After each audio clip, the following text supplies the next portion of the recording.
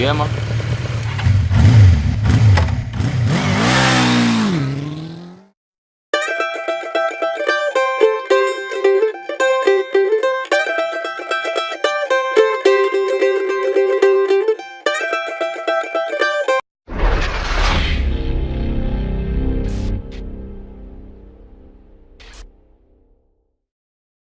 こんにちは、ローリンプです。